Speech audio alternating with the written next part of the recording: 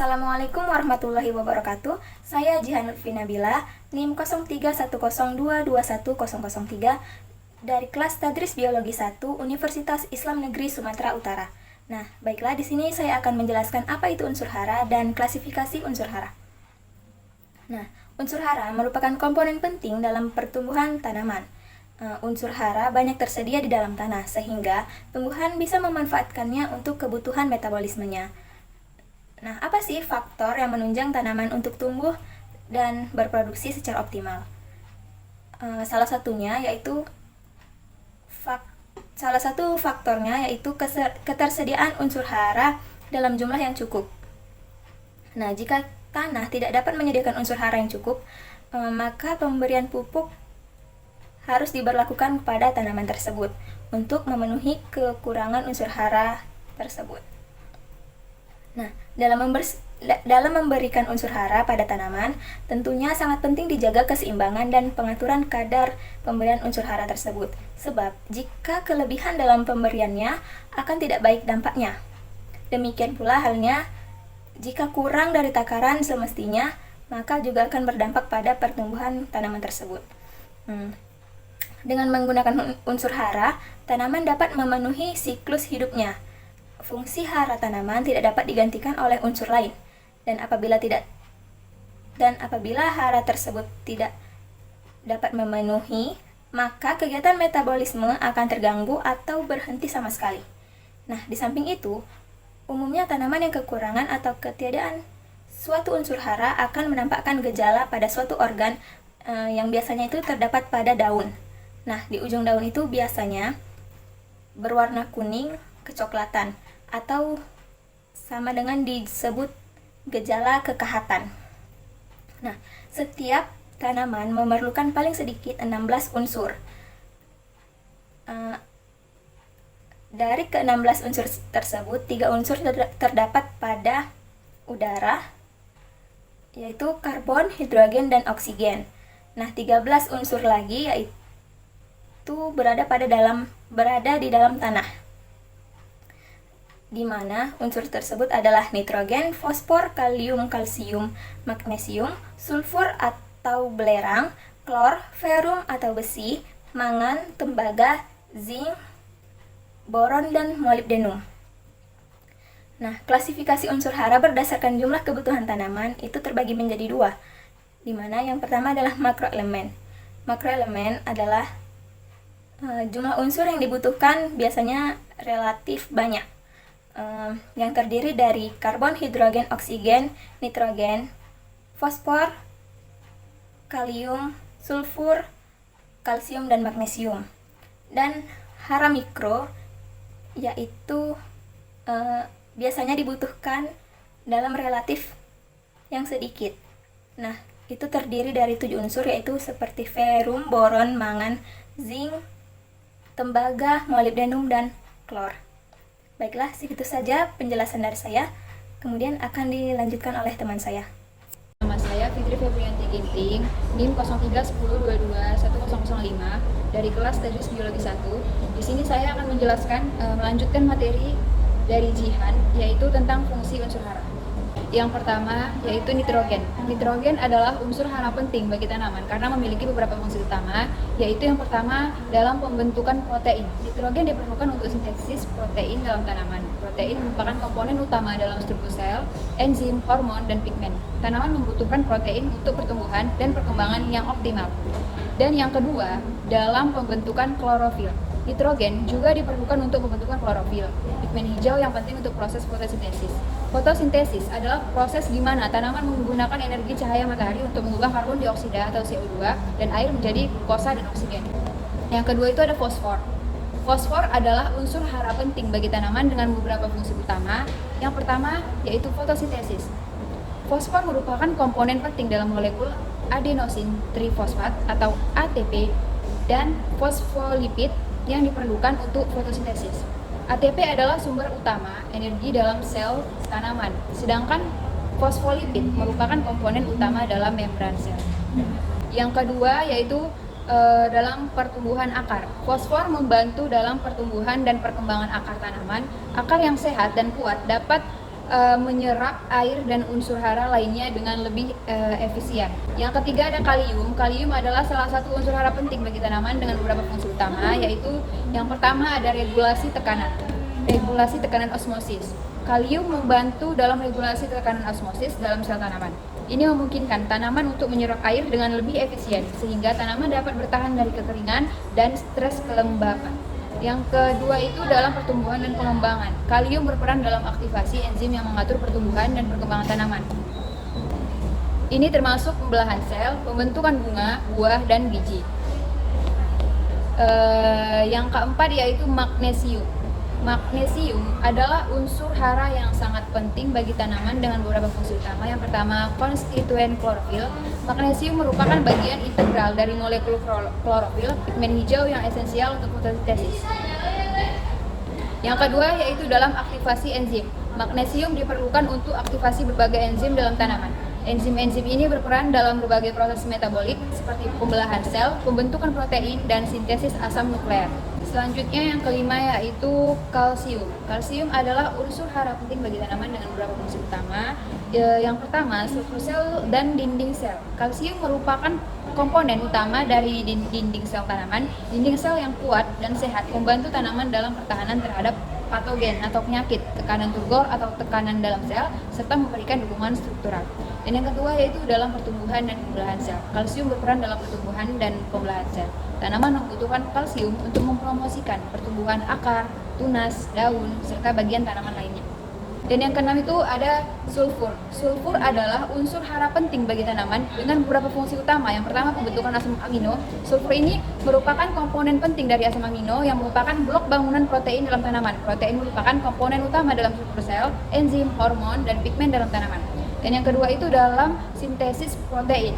Sulfur diperlukan untuk sintesis protein, yaitu protein penting untuk pertumbuhan, perkembangan, dan fungsi normal dari sel-sel tanaman. Dan yang ketujuh itu zat besi. Zat besi adalah unsur hara esensial yang memiliki fungsi utama. Yang pertama itu pembentukan klorofil.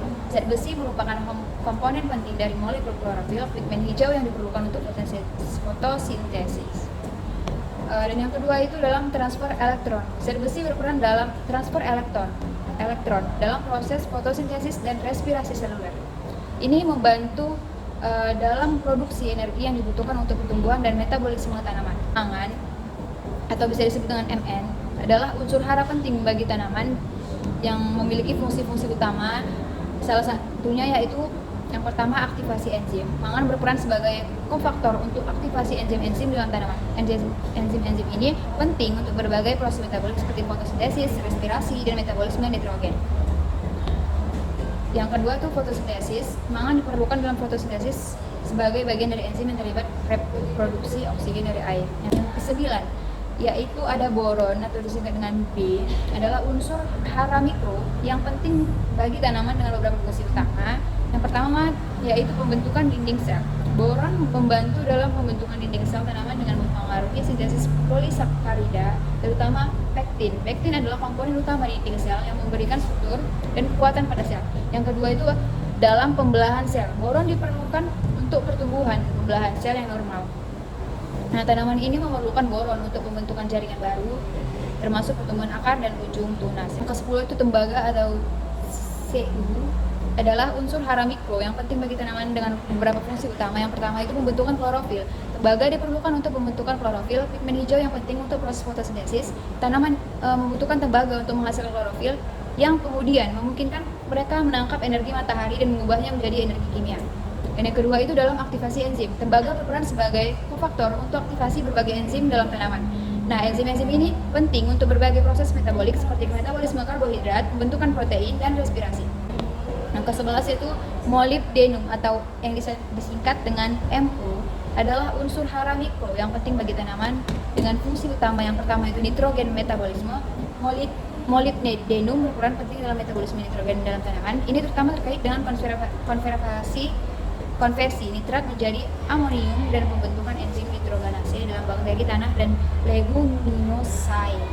Yang kedua dalam sintesis enzim. Molybdenum adalah komponen penting dari beberapa enzim dalam tanaman termasuk nitrogenase dan nitrate reduktase. Enzim-enzim ini berperan dalam berbagai proses metabolik, terutama yang terkait dengan penyerapan dan penggunaan nitrogen.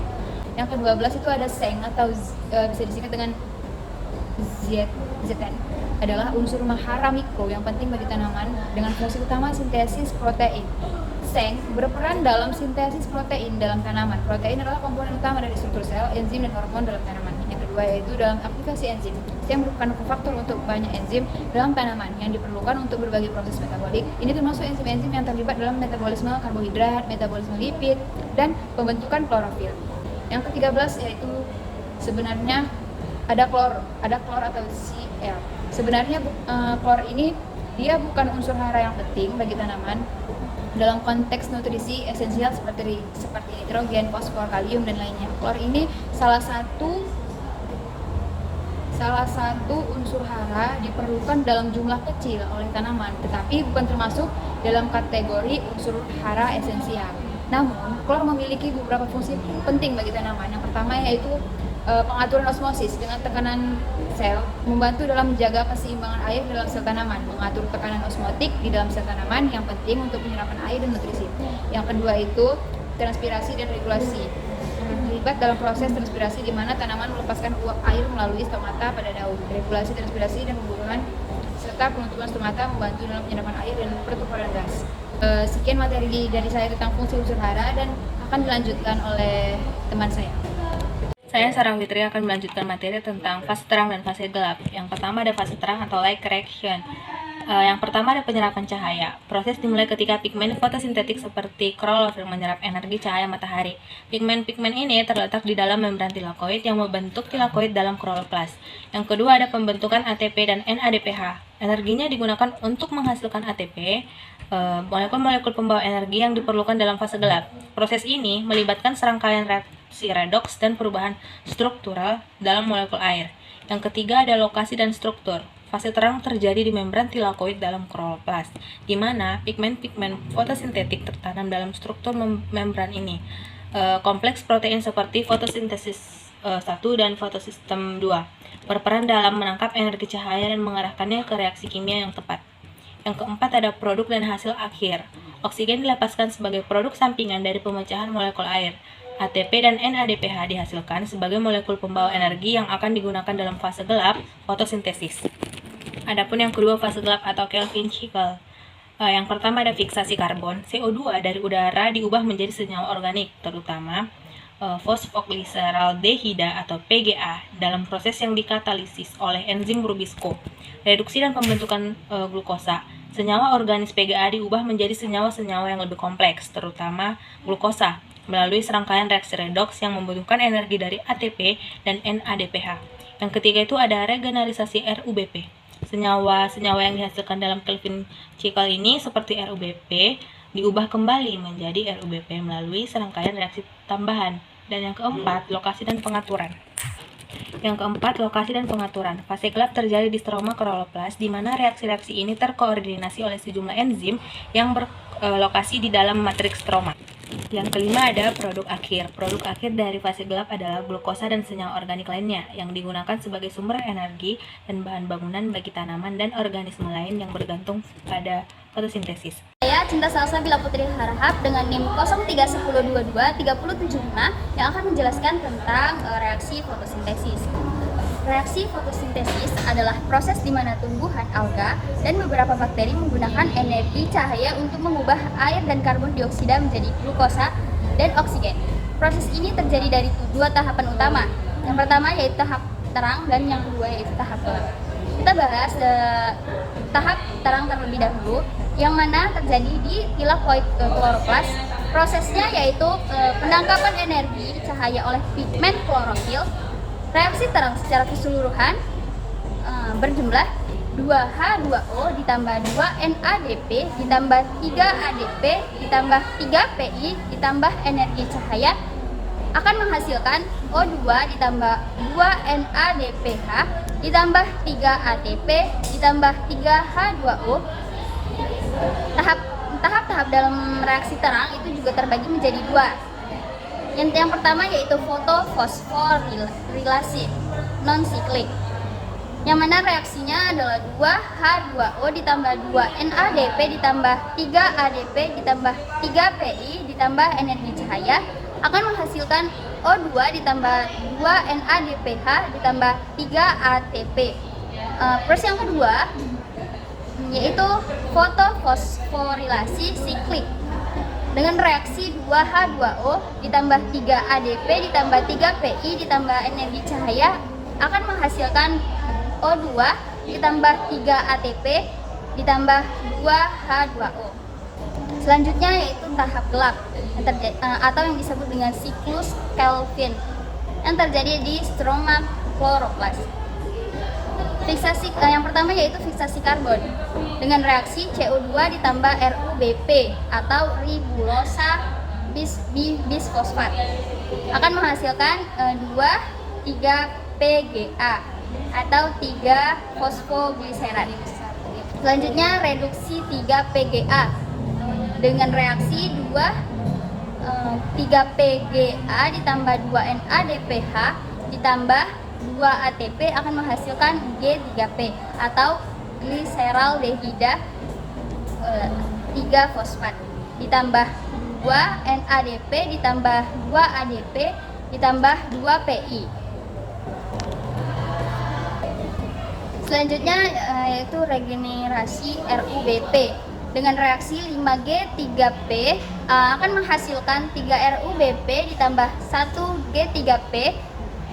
Jadi secara keseluruhan siklus Kelvin menghasilkan reaksi 3CO2 ditambah 9ATP ditambah 6NADPH ditambah 6H akan menghasilkan G3P atau glukosa dan produk lainnya ditambah 9ADP ditambah 8PI ditambah 6NADP ditambah 3H2O. Jadi secara keseluruhan reaksi fotosintesis dapat diringkas sebagai 6CO2 ditambah 12H2O ditambah energi cahaya yang akan menghasilkan C6H12O6 atau glukosa ditambah 6O2 ditambah 6H2O. Baiklah, cukup sekian presentasi dari kelompok kami. Lebih kurangnya kami mohon maaf. Wassalamualaikum warahmatullahi wabarakatuh.